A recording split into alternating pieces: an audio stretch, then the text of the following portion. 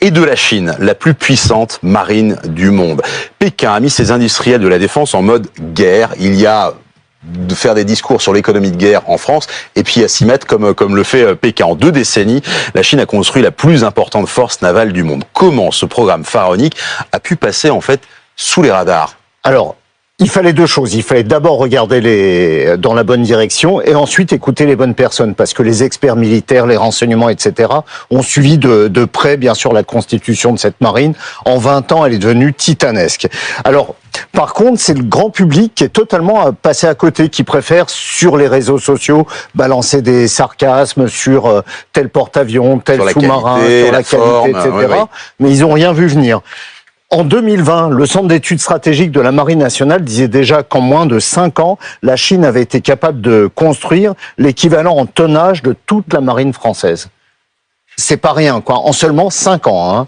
Alors, je lisais le tweet ce lundi de Sébastien Lecornu, le ministre des Armées, qui disait s'il y a motion de censure, il n'y a pas de porte-avions. Parce que nous, on a des problèmes d'argent, mais les Chinois, ils font comment? Eh ben, les Chinois, ils investissent lourdement, hein.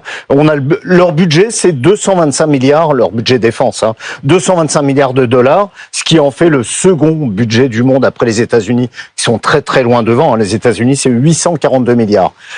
Et sur le budget donc de 225 milliards, la marine, les forces navales, c'est entre 25 et 33%, soit entre 56 et 75 milliards de dollars uniquement pour la marine. Il faut toujours regarder le budget militaire parce que ça dit énormément de la politique d'une nation. C'est le cas pour la Chine. Dans la Chine, qu'est-ce qu'elle fait on dit toujours qui veut la paix prépare la guerre. Qui veut la guerre... Vous pouvez même le faire en latin, non? Exactement.